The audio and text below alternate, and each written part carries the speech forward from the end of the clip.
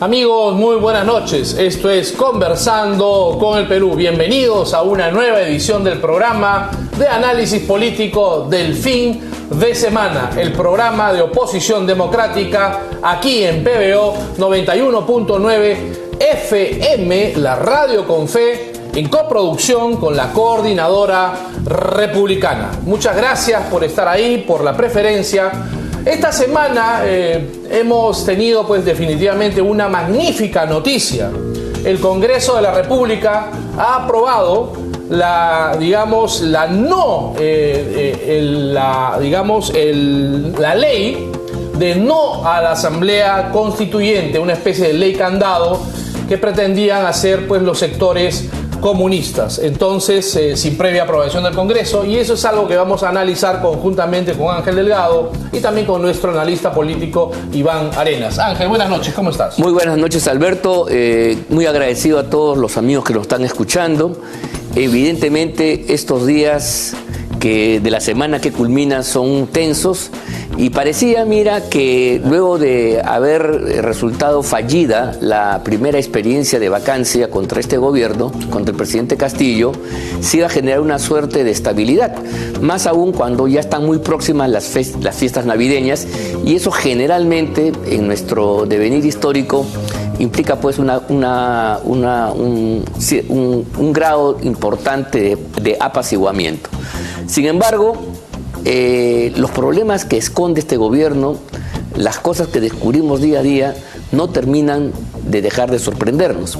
Y eso es justamente lo que ha venido sucediendo, porque en esta semana empieza a haber denuncias que ya asume la Fiscalía. Por ejemplo, que en este robo de pruebas, este fraude masivo que ha significado que este examen meritocrático para los profesores se vaya al diablo porque se han vendido, se han traficado, se han conocido los resultados, las respuestas a las preguntas con antelación.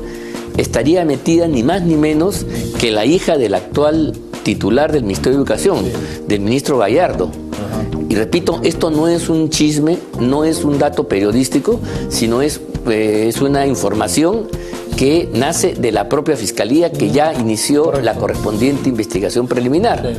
Por otro lado, hace 2 días el IDL dio a conocer en su portal que la señora López, esta que ha estado en asiduas visitas a Palacio y a la sucursal de Breña, estaría dispuesta a someterse a una suerte de colaboración y que ha hecho ya las primeras tentativas. Es verdad que después ha sido esto desmentido por su nuevo abogado, el doctor Nakazaki. Sin embargo, ahí hay una enorme posibilidad de que, desenvolviendo dicho hilo, la verdad, la posición de Castillo quede muy mal parada, porque lo que ha dicho, si es que esto se verifica, claro está, para no adelantar ninguna suerte de juicio, es que ella concerta primero con Castillo este favorecimiento en las licitaciones, y luego le da a Castillo el monto, la recompensa por el favor que el presidente le había hecho. Entonces ya no solamente la relación entre Castillo y Pacheco, donde el presidente podría desconocer y estar de espaldas a eso, claro, no lo libra de una responsabilidad política y de ser un tonto, pero ser tonto no es igual a ser delincuente. Pero en este caso sí hay una posibilidad que una nueva vacancia tenga un fundamento superior. Y el día de ayer nos hemos enterado que el titular de la Procuraduría General de la República, el doctor Soria, ha formulado de modo ya oficial una denuncia contra el presidente de la República ante la Fiscalía de la Nación, para que se dé adelante las investigaciones por tráfico de influencias, enriquecimiento ilícito y otros poderes. Por supuesto que esto tiene un trámite, pero ahora hay un emplazamiento firme por parte de una institución del Estado frente a una Fiscalía que hasta la fecha y en comparación con otras actuaciones, ha estado renuente a entrar a la investigación, se ha movido con una lentitud exasperante para sospecha de muchos o complacencia de otros. Pero ahora tenemos un cuadro, entonces, que es lo que yo creo que vamos a conversar. Porque mira tú, al margen de las políticas o ausencia de políticas que se están generando en el ámbito económico y social, ahora se abre un capítulo que nosotros en realidad ni en nuestras peores pesadillas creíamos que se iba a producir por lo menos a los 120, 130 días de iniciar un régimen. O sea, actos de corrupción tempraneros son insólitos. Generalmente esto puede suceder en el decurso y al final, generalmente, ¿no? Digamos así, haciendo una estadística, pensando en otros casos, pero que esto sea de saque inicio, ¿no? Es realmente una cosa sí novedosa, inaudita y trágica que hay que comentar. Totalmente cierto. Karelyn López es una empresaria muy allegada, Ángel, a los círculos de poder político. Y al vérsela juntamente con el presidente Pedro Castillo y comprobarse estos hechos, el debido proceso tendría que... Sí, dime. Pero también a círculos económicos mafiosos que no de ahora, sino de tiempo atrás han estado haciendo negocios, mejor dicho, negociados, de carácter cuestionable y sucios con el Estado. O sea, es un vínculo entre el poder político, no de ahora, sino de antaño. Esto viene de Vizcarra y quizás un poco más, y englobado con esta gente vinculada a prácticas mafiosas en materia de licitaciones y concursos. Todo encaja con la fiesta infantil que Karelyn López le hizo a la hija del presidente de la República. Esto es algo que va a tener que investigarse. Estamos, Ángel, con Iván Arenas, él es analista político, con el cual vamos a conversar el tema de la coyuntura nacional y justamente estos temas. Iván, Alberto, ¿cómo has estado? Alberto, Ángel, muchas gracias a ustedes. Alberto, Ángel, muchas gracias además por la invitación y a todos los amigos que nos están viendo. ¿Tu impresión sobre estos asuntos? Comentado los dos. Solamente haciendo digamos, por añadidura, hay que decir que no solamente se conocen actos probablemente delictivos a tan pocos días de gobierno, sino además donde esté directamente relacionado al presidente de la República. Sí, pues. Eso nunca se ha visto. No ha pasado. Sí. Y lo segundo es que definitivamente se creía...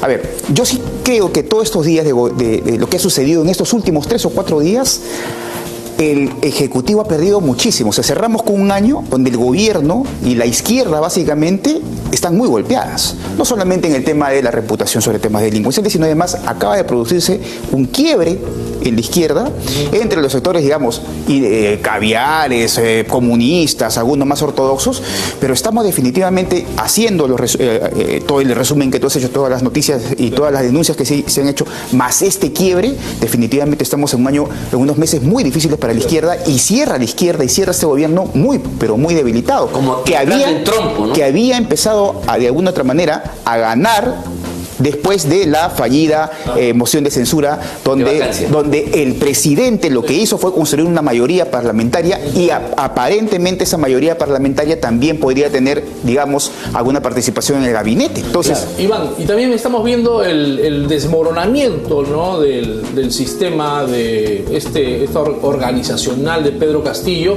al ver las renuncias en el Partido Perú Libre, ¿no? Empieza a resquebrajarse toda esta componenda política, ¿no? Completamente. Lo que pasa es que sí existe, es decir, yo lo que sí veo es que el presidente, y eso tiene que ver mucho con el poder, tiene legitimidad todavía a pesar de lo que no se quiera. El presidente tiene legitimidad, es decir, estamos a 120 días de gobierno, la gente, los sectores populares, tú ves las encuestas en DIE, el 30% está en contra de la vacancia, es decir, que el presidente todavía tiene cierta legitimidad. Y yo creo que las dos posibilidades son, o que el presidente... ¿Cómo perder esa legitimidad? O que se encuentre otra denuncia, o que esta denuncia precisamente ya entremos a unos detalles donde se encuentre precisamente que el presidente ha participado ya con efectivamente. Hechos. Y el otro es que el presidente pierda apoyo en los sectores populares. Y yo lo que veo es que el presidente puede perder esta legitimidad básicamente porque el presidente podría estar inmiscuido, podría incondicional, porque todavía no tenemos, a pesar de todo lo que se cree, pero todavía no tenemos una investigación fiscal terminada y ya concluida, ¿no? Yo quería preguntarte lo que has dicho al señalar el tema de la relación del presidente de la República, Castillo, con un amplio sector de la población. Sí, claro. Yo creo que hay que decirlo con todas sus letras y sin temor a ningún miedo, que Castillo para mucha gente representa una esperanza. Todavía. Luego de la crisis profunda que vivimos durante los tiempos de Lagarto Vizcarra el pésimo manejo de la pandemia que nos convirtió en el país campeón mundial de la ineficiencia, la destrucción del aparato productivo que eso conllevó, en fin, la ausencia de gobierno de este señor que tanto daño ha hecho a nuestra patria y que en el fondo es la explicación básica del por qué tenemos ahora a gente como Castillo en el poder. Esta relación es una relación emocional, básicamente de identificación, que tiene componentes simbólicos de identidad. ¿Es así o no? Así es, exactamente. Más que una gran política. Así Muy es, bien. Pero el problema no es ese. El problema es que la oposición no tiene un proyecto. O sea, ¿por qué no cae el gobierno de Castillo teniendo además? O sea, tú ves a Castillo entrar de noche, ¿no?, con una persona que haga empresaria o lobista que ha ganado más de 230 millones de soles en un solo contrato. Tú ves, y eso es imposible de poder entender, ¿no?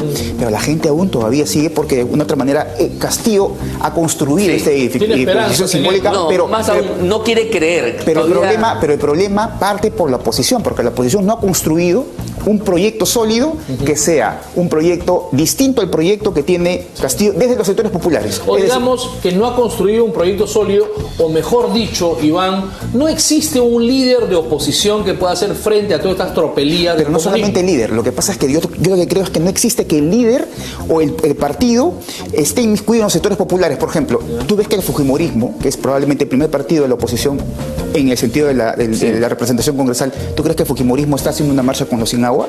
No está haciendo. Totalmente. No, eso es una gran cosa. O sea, lo que te digo es que los sectores populares necesitan un proyecto político, es decir, pisar las demandas de la gente. Y ningún partido y ninguna organización, o sea, básicamente en la oposición, está haciendo eso. Es decir, no está llenando, cubriendo lo que un partido debería hacer, que es representatividad, representar las demandas, ¿no? Esta reflexión me parece excelente, porque yo siempre me he preguntado y le he dicho a algunos amigos parlamentarios, ¿qué pasa? ¿Por qué el Parlamento no aprueba, por ejemplo, la ley que Keiko Fujimori anunció durante la campaña y que creó una expectativa favorable de que iba a entregar el canon directamente a los moradores de la zona? Por ejemplo, si el Congreso hubiera hecho una ley de esta naturaleza, el gobierno no hubiera podido oponerse porque tenía un contenido popular y eso legitimaba al Parlamento. Así es. Más aún, el Parlamento tiene ahora una desaprobación de 70%, 5 puntos más que el presidente de la República. O sea, la caída, el desgaste de Castillo por su ineficiencia, que además está muy lejos de cumplir esas demandas, esas esperanzas del pueblo, la verdad, arrastra al conjunto de las instituciones del Estado y de la clase política. Correcto. Otra vez volvemos a la lógica que se vayan todos, otra vez todos son iguales, otra vez es una pelea en las alturas que no Pero hay otra cosa que me parece que sí es fundamental en lo que dices.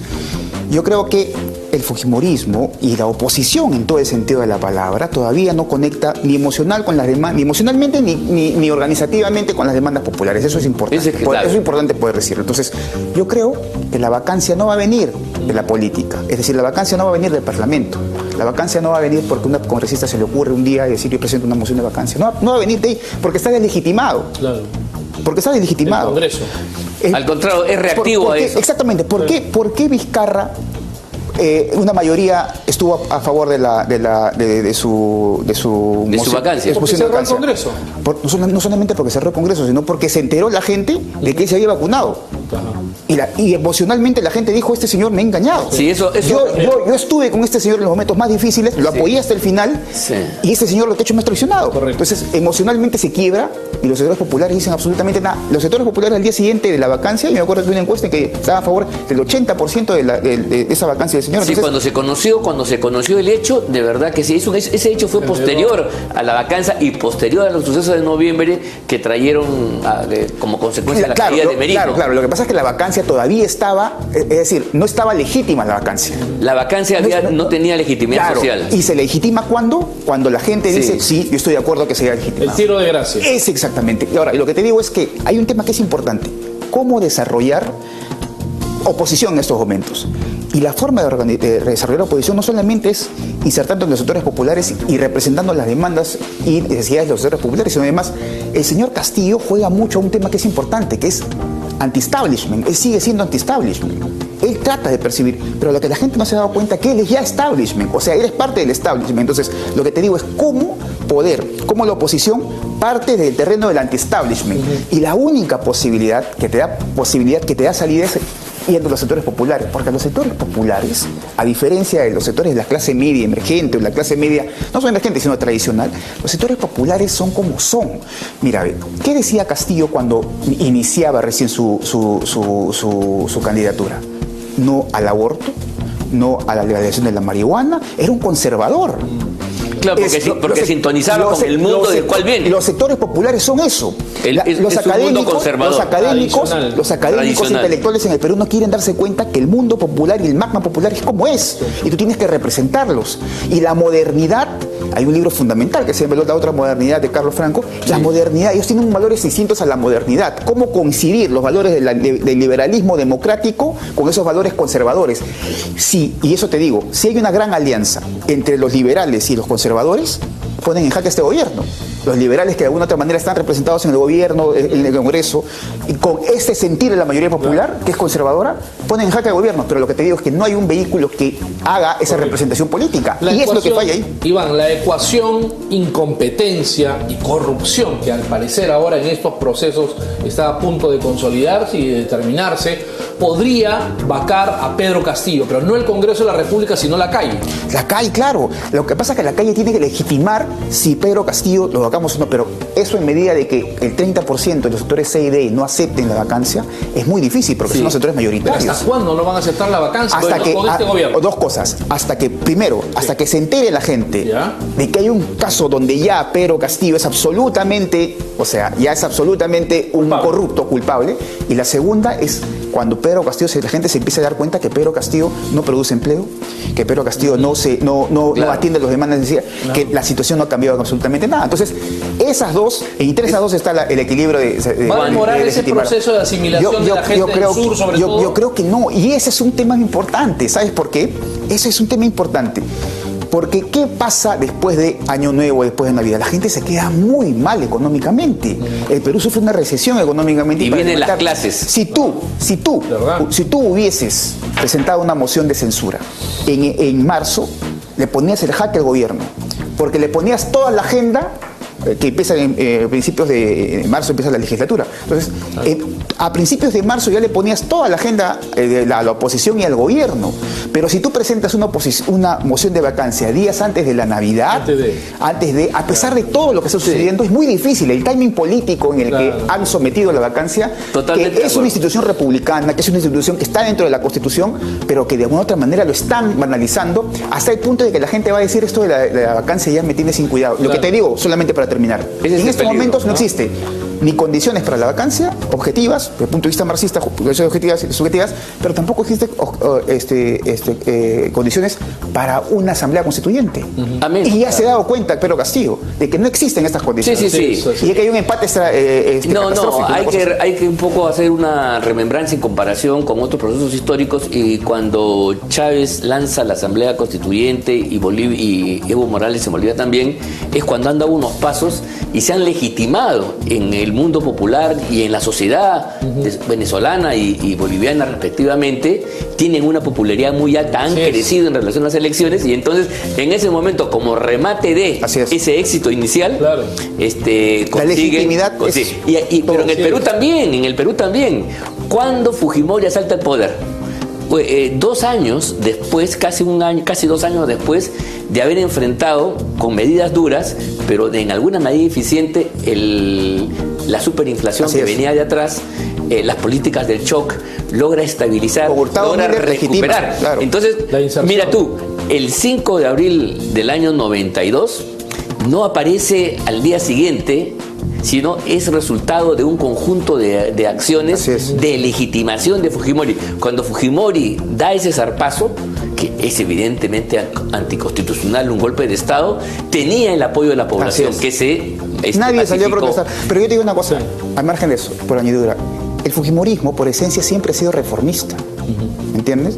Pero lo que tú ves al fujimorismo ahorita no es un partido reformista en el sentido de que en el Perú este es un momento de reformas en el Perú. La gente, si no va a hablar de asamblea constituyente, créeme que va a venir otro y va a hablar de asamblea constituyente y la gente va a terminar votando con él, pero por lo menos es momento de reformas de la Constitución, reforma política de la Constitución, revisar algunas cosas como el tema de la representación política, en fin, de reformas electorales. Ese tipo de reformas tiene que darlo, pero si el Congreso o el fujimorismo o no hay una organización política en la oposición que canalice esas reformas, que haga encabeza esas reformas, es muy difícil que... O sea, este fujimorismo no es reformista. No es el fujimorismo. ¿Por qué? ¿No está Alberto, no está Vladimiro o qué cosa falta? Lo que pasa es que este fujimorismo... ¿No? Es defensivo. Este fujimorismo, ¿sabes lo que ha pasado? Este fujimorismo ya no tiene la vena anti-establishment que la tuvo en su principio. Ajá. Porque el fujimorismo fue un partido básicamente anti-establishment, una emoción anti-establishment. Claro. Y el fujimorismo se ha olvidado de eso. Y solamente te digo una cosa. Sí. Todos los proyectos políticos que son duraderos siempre han tenido una raíz anti-establishment. Siempre, siempre. Entonces, en el Perú por lo menos siempre han tenido eso. Y lo que sucede ahora es que ningún partido se da cuenta que este gobierno ya es un gobierno que pertenece al establishment y que de este gobierno necesitas una oposición que sea anti-establishment reformista. Claro, y eso es lo que no...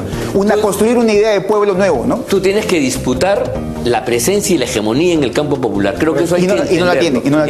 Eso no se entiende, y las políticas de los partidos que no están en la aventura radical, izquierdista, básicamente son defensistas.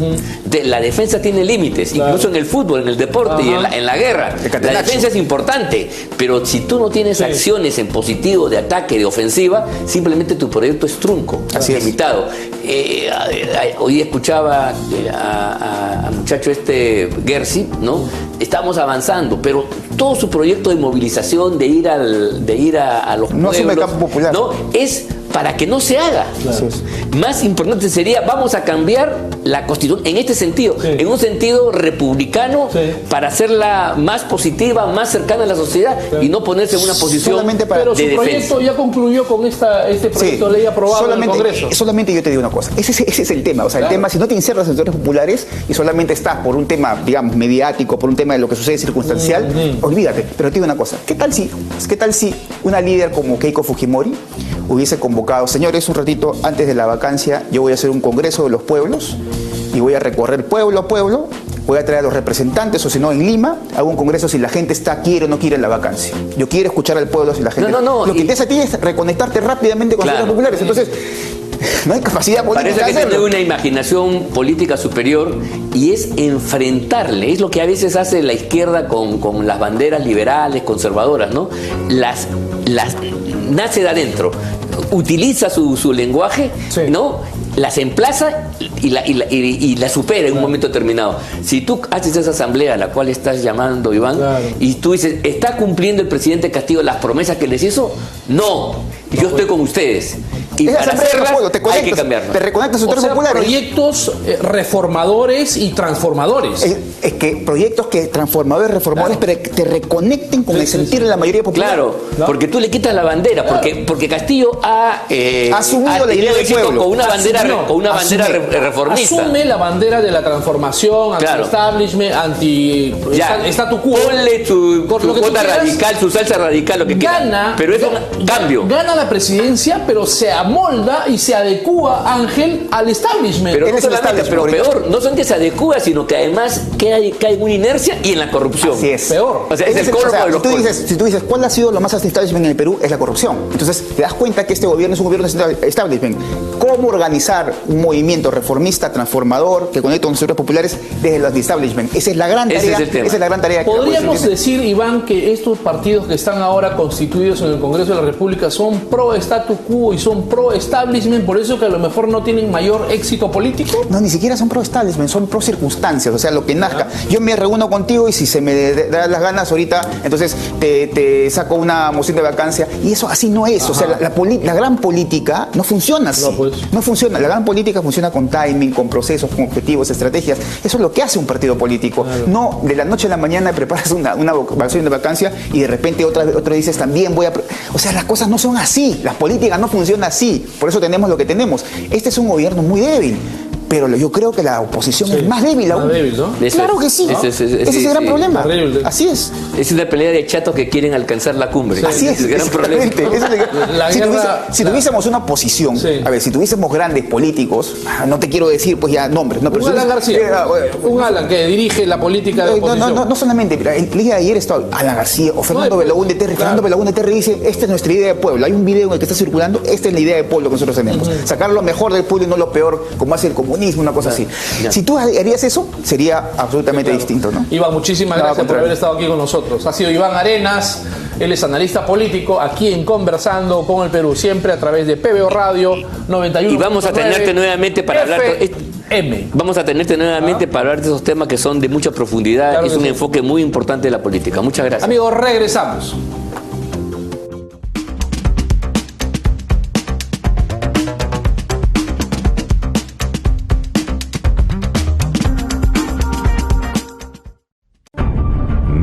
Persecución de Antero y Merino. Habla Mónica Yaya. La muerte de los jóvenes Inti y Brian en noviembre del año 2020 fue la crónica de dos muertes anunciadas, prácticamente esperadas y estoy segura festejadas y aprovechadas por el corrupto Martín Vizcarra y sus socios del Partido Morado, quienes tenían como objetivo la ruptura del orden constitucional para apoderarse del sillón presidencial, forzando la renuncia o la destitución del presidente constitucional de la República, Manuel Merino de Lama.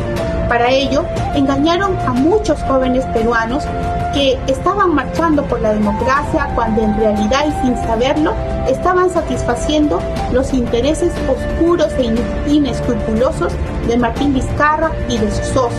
Recordemos que cuando iniciaron las marchas, el Partido Morado exigió la restitución de Martín Vizcarra en la presidencia de la República, a pesar que ya se conocían sus gravísimos actos de corrupción. Finalmente, el Partido Morado, a través de Francisco Sagasti, se hizo del poder sin haber ganado ninguna elección presidencial. Un año después, cuando todos pensamos que ya habían culminado con la ejecución de su malévolo plan, el Ministerio Público anuncia el inicio de un proceso castigador contra 3 demócratas que solamente defendieron realmente a nuestra patria y la democracia. A las 3 víctimas de Martín Vizcarra y del Partido Morado iniciará un proceso del Ministerio Público contra el expresidente constitucional Manuel Merino de Lama, Antero Flores Arauz y el general Gastón Rodríguez. Rechazo la persecución política de la que está haciendo gala el Ministerio Público, porque el Ministerio Público sabe que los culpables de las muertes de Inti y Brian son otros.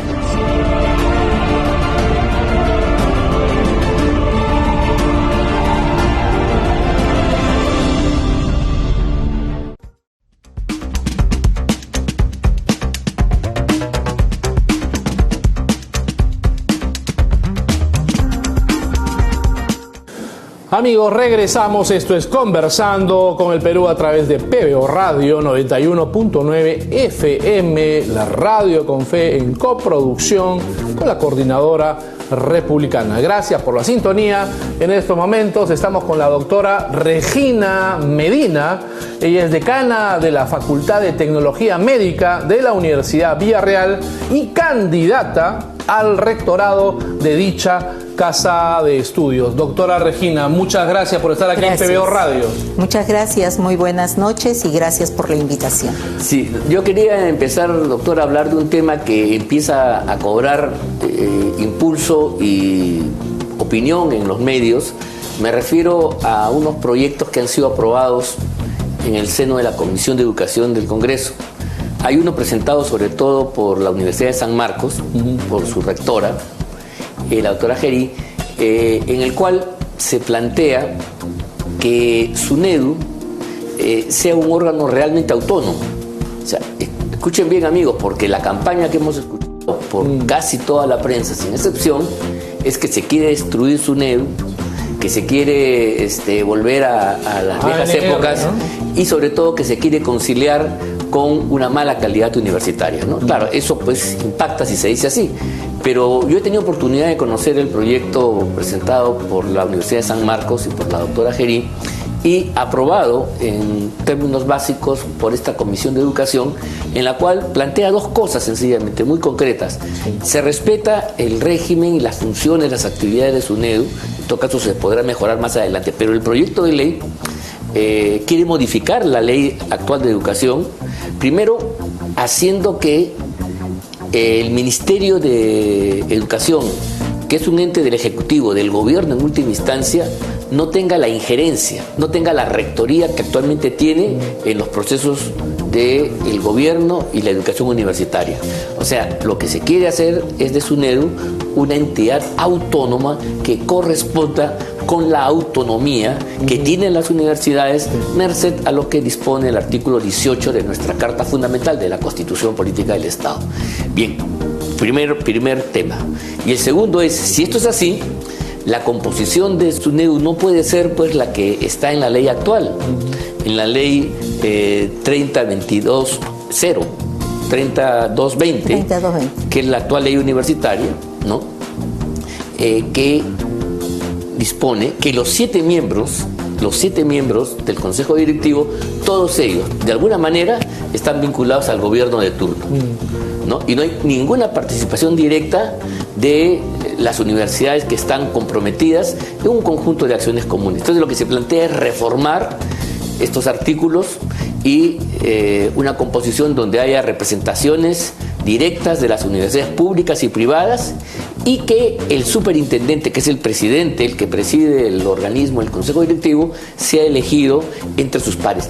En esa composición también hay representantes del Poder Ejecutivo, de la Defensoría del Pueblo, de Concitec, ¿no? Y alguna otra entidad, porque no se trata de hacer una isla, sino se trata de hacer una cosa combinada, pero que en el fondo respete a lo que es fundamental de las universidades. Desde que allá en la Alta Edad Media, ¿no? Se crearon, las universidades siempre fueron casas de estudio, pero se manejaron con autonomía y se autogobernaban.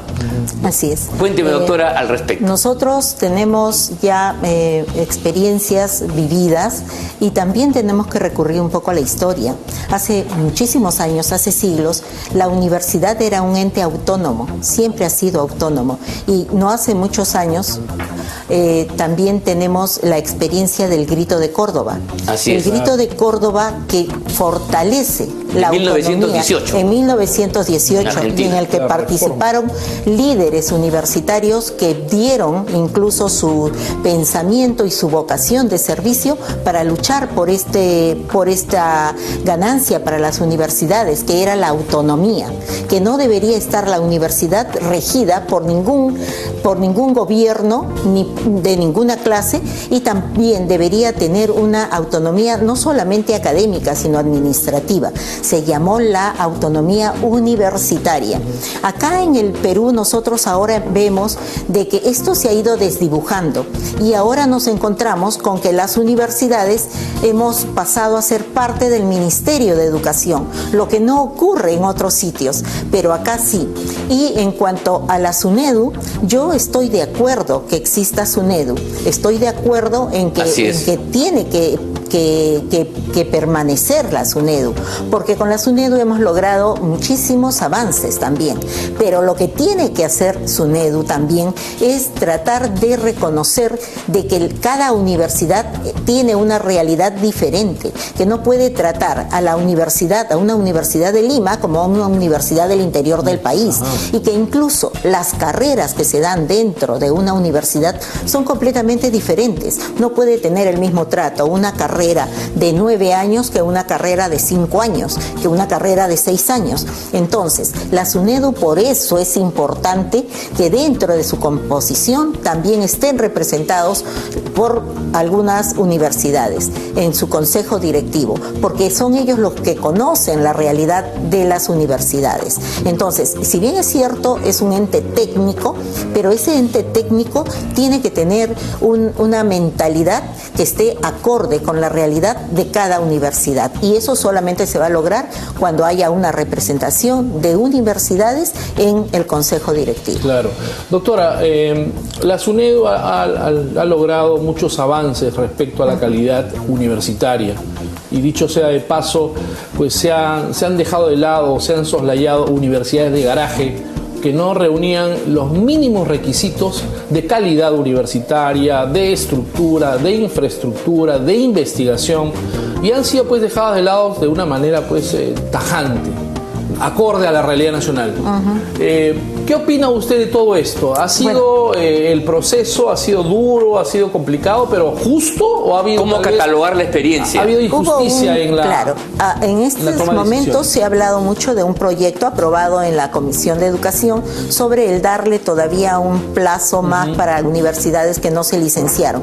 Yo no estoy de acuerdo. A nosotros como universidad nos ha costado bastante poder llegar a licenciarnos. Es un trabajo, ha sido un trabajo arduo, ha sido un trabajo bastante duro, pero se ha logrado y no es justo de que universidades, y no solamente públicas, sino universidades particulares que contaban con todos los medios para poder llegar a licenciarse, no lo hayan hecho. Sí, pues. Es más, fue una cosa anecdótica lo que vimos, ¿no? Incluso de los locales que tenían fachadas que no eran, ¿no? Entonces, yo no estoy de acuerdo con esa postura.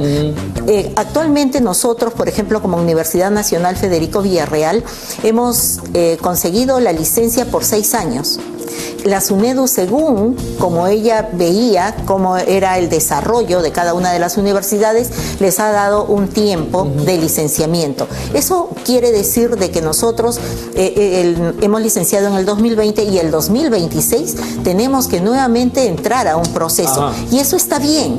Eso está bien. ¿Por qué? Porque nos obliga a que cada vez tendamos a ser mejores, a perfeccionar, ¿no? A perfeccionar, a alcanzar lo que todos queremos, una calidad académica de excelencia. No, la lucha por la excelencia tiene que ser algo que esté impregnado en todas las instituciones del Estado y sobre todo la educación superior, no hay duda alguna.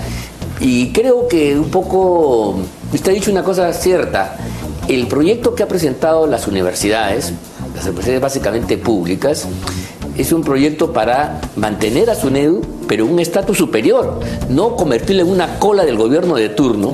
Imagínense ustedes, un Ministerio de Educación que, la verdad, está hasta las patas porque no puede con la educación primaria, no puede con la secundaria, tiene un conjunto, tiene una superburocracia, un gasto infinito, no puede reconstruir la infraestructura que con el tiempo se cae. No puede consuelo. Las condiciones son precarias, que tenemos índices negativos de comprensión de lectura, comprensión matemática. Esa es la educación, ese es el Ministerio de Educación. Ahora, ese ministerio asume la rectoría de la universidad peruana en general. ¿Eso es un contrasentido o no? Es un contrasentido desde todo punto de vista. Desde el primer momento que ocurrió eso, las universidades en su totalidad protestaron. Pero bueno, siempre se impone pues la ley del más fuerte, ¿no? Entonces ahora estamos con esta situación. Y lo que nos queda a las universidades es seguir defendiendo la autonomía universitaria y aparte de ello, compartir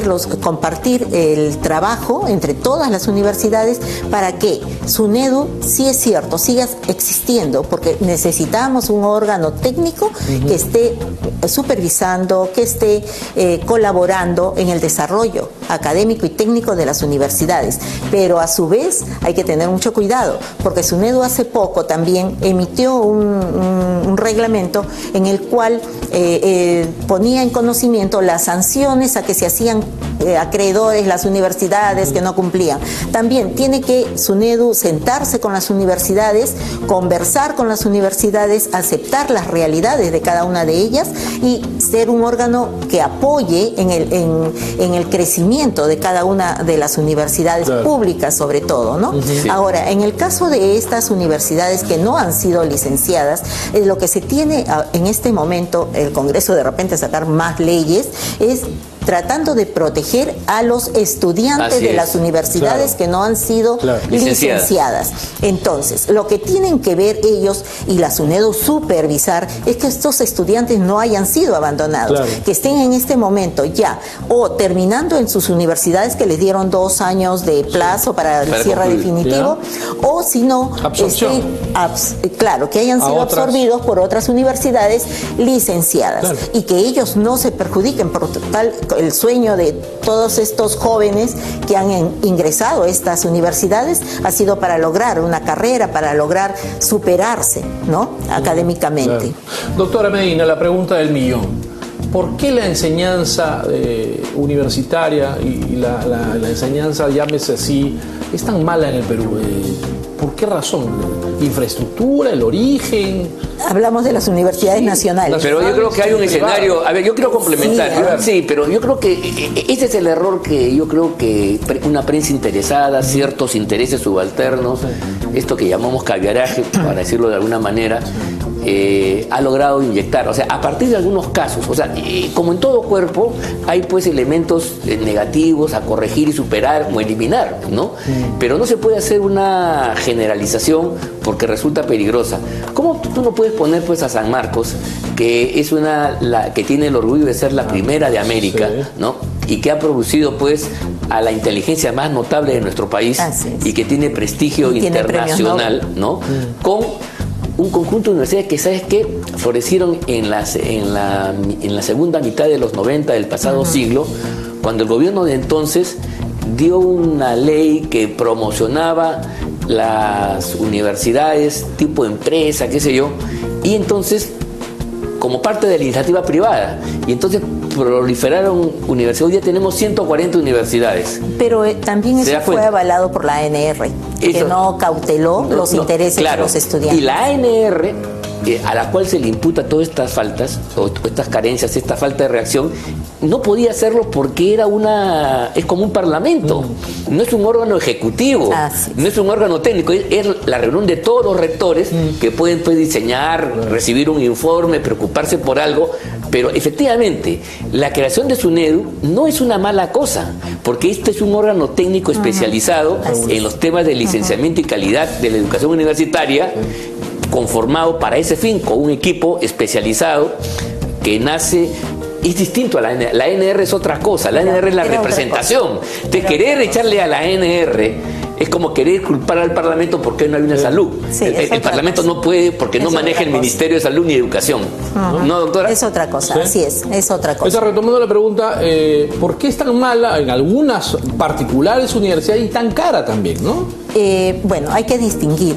Y para eso justamente existe el licenciamiento, porque ahí es donde se ve que si las universidades tienen las condiciones básicas de calidad para poder acercarse al estudiante y poder brindarle una educación de calidad.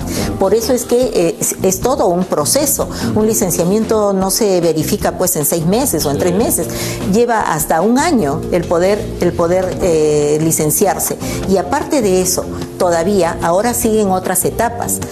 Una vez que se ha conseguido el licenciamiento, tenemos que empezar con las acreditaciones. Se acreditan todas las carreras. O sea, ya se licenció la universidad, pero cada carrera que es parte de la universidad tiene que acreditar que tiene las condiciones básicas de calidad para poder dictar esa carrera. Está bien. Otra de las cosas es el licenciamiento por carrera. En este caso, se ha empezado un proceso de licenciamiento para las carreras de medicina y se les ha dado ciertas etapas. Se les ha dividido en grupos. El primer grupo es Cayetano, San Marcos, me parece que la San Martín, la de Chiclayo y alguna más. Y entonces, estas carreras tienen un plazo para poder licenciarse, que ya está culminando. Y luego sigue un segundo grupo con otras universidades que también enseñan medicina y luego otro grupo que están en la misma situación hasta poder licenciar todas las facultades de medicina. Luego viene la acreditación de cada carrera, ahí sí entran todas las carreras tienen que acreditarse y es una de las metas que tenemos, que para el 2026 todas las carreras de la Universidad Villarreal deben estar ya acreditadas. Entonces, es todo un proceso y yo creo de que se van a ver los frutos en muy poco tiempo. En muy poco tiempo. Hay algunos procesos que tienen que mejorarse en las universidades. Uno de ellos es el proceso administrativo. Hablo de las nacionales, ¿no? En las nacionales tenemos un vicio de querer demorar los trámites administrativos. Presento hoy día una solicitud, pasa a esta oficina, de esta oficina pasa a la otra, de la otra a la otra, a la otra, y por fin lo resuelven en cuando ya no se necesita ese trámite. Igual pasa con el otorgamiento de los diplomas de bachilleres, títulos, de maestrías, de doctorados. Entonces, esa es una deficiencia administrativa que tenemos que superar. Mientras no superemos esto, estamos hablando también no estamos hablando de calidad, porque por ahí es donde empezamos, ¿no? Ahí, por ejemplo, en la SUNEDU, ¿no? La ley universitaria, la última ley universitaria, por ejemplo, hablaba de que no se podía, estaba prohibida la educación a distancia, no aceptaba la educación a distancia. Tan es así que en Villarreal nosotros tuvimos que cerrar la escuela de educación a distancia, EUDET se cerró y todos los alumnos pasaron a ser alumnos regulares, o sea, en sus respectivas facultades. Y ahora, en esta etapa ya post pandemia, nos damos con la sorpresa de que todas las clases son virtuales y eso nos ha obligado a mejorar la calidad de preparación del docente y la preparación del estudiante, aparte de todas las deficiencias también que se han encontrado, porque en el caso de las universidades nacionales, y creo que la mía no es la única, pero en el caso de las universidades nacionales nos encontramos con que no todos los estudiantes tienen la capacidad de recibir una clase a distancia, una clase virtual. ¿Por qué? No tienen computadora o no tienen, no tenían laptop. Entonces, muchas veces con el teléfono también, ¿no? Se distraen. Bueno, esas son anécdotas, ¿no? Y que en muchos casos son verídicos, ¿eh? ¿No? Me ha pasado. Entonces, y ese es un problema que se está resolviendo también, se está resolviendo. Ahora entramos ya a la etapa de las clases ya del sistema híbrido, que las clases prácticas van a tener que ser de forma presencial, pero en las clases teóricas vamos a tener que seguir todavía en la parte virtual. Yo quería hacer notar lo siguiente a los amigos que nos están escuchando, que una representante de la universidad, en este caso de la universidad pública, afirma con toda claridad la necesidad de avanzar en el perfeccionamiento, en alcanzar niveles excelentes de calidad en lo que es la educación, y de ese punto de vista nadie debería estar en contra. Ese es un punto de partida común. El problema es cómo logramos eso. Y si tras eso va a haber contrabandos que permitan que, por ejemplo, la universidad esté sometida a los gobiernos de turnos, cosa que va contra su propia esencia. Yo quería, creo que esta es una conclusión muy importante. Lo hemos escuchado de la doctora Medina, hablar de los avances de SUNEDU, no hay ningún problema al rescatar eso, pero el problema está que eso tiene que ahora entrar a una fase superior donde el ente potenciado se maneje con la autonomía del caso y no sea una dependencia del Poder Ejecutivo en última instancia. Así es. Doctora, sabemos que usted está postulando a la Universidad Villarreal. Justamente. Cuéntenos cómo está la universidad y qué usted está proponiendo a la comunidad para estas elecciones. ¿Cuándo van a ser? El martes 21. Ah, caramba, ya estamos muy cerquita. Ya es bien cerca. Justamente soy villarrealina de formación, he seguido mis estudios, he seguido mi maestría, el doctorado en la universidad, orgullosamente villarrealina. Mi universidad es una buena universidad, pero tengo la seguridad de que podemos llegar a la excelencia haciéndole algunas mejoras y algunos cambios. Uno de ellos, por ejemplo, es mejorar la infraestructura y equipamiento informático en la universidad para mejorar justamente los trámites administrativos y evitar esas demoras. Luego podemos también mejorar los laboratorios. Con esta etapa post-pandemia, lógicamente, también han cambiado las metodologías de enseñanza, pero también durante estos 2 años, casi 2 años, hemos tenido muchos avances en cuanto a ciencia. Entonces, hay equipamientos nuevos y de última generación que necesitamos ahora para las prácticas. Habrá un equipamiento para todas las facultades, sobre todo para los laboratorios de prácticas de los alumnos. En el área de investigación hay que mejorar la investigación. podemos todavía nosotros ser reconocidos, no solamente a nivel nacional, sino a nivel internacional en el área de investigación. Tenemos muy buenos investigadores, pero nos falta promoverlos, nos falta crear hubs para poder ahí hacer trabajos que puedan ser reconocidos, presentados en congresos internacionales y representando al país y representando, por supuesto, a nuestra universidad. En el área de gestión también me interesa mucho la parte de salud de los alumnos. En esta etapa de pandemia nosotros hemos visto de que muchos alumnos, muchos docentes, muchos familiares han sufrido del COVID. Y sin embargo, nosotros como universidad sí ahí nos hemos quedado, no hemos podido poner una planta de oxígeno en su debido momento, pero sí podemos ahora hacer una clínica de rehabilitación post-COVID. Claro. ¿Por qué? Porque tenemos medicina, tenemos enfermería, tenemos terapia física, tenemos terapia de lenguaje, que es tan importante para rehabilitar por el tiempo que han estado todos los pacientes con las cánulas, entubados. Entonces, tenemos odontología, tenemos psicología para poder hacer los tratamientos, y eso no requiere mayor inversión. No es una inversión que, bueno, no se puede hacer, veremos el presupuesto. Eso se hace de inmediato, ¿no? Eso. Y además, me parece importante también crear lazos de coordinación con todos los gremios de la universidad, sea de docentes, sea de personal administrativo, o sea, personal no docente, y con los gremios estudiantiles, escuchar sus necesidades y poder resolverlos, unidos con ellos, todas las cosas que todavía nos faltan resolver en la universidad. Ese es mi anhelo. Esa es la propuesta. Esa es la propuesta, la propuesta ya de campaña, la propuesta pequeña, ¿no? Pero muy Tenemos interesante, todo. porque es otra vez afirmar la calidad universitaria. Así es. Es mejorar los servicios.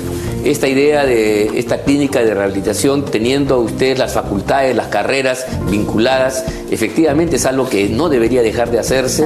Me parece muy, de veras, significativo que esto se plantee como un tema importante. Y las universidades también se legitimen y se conecten mejor con la sociedad entera. Con la sociedad.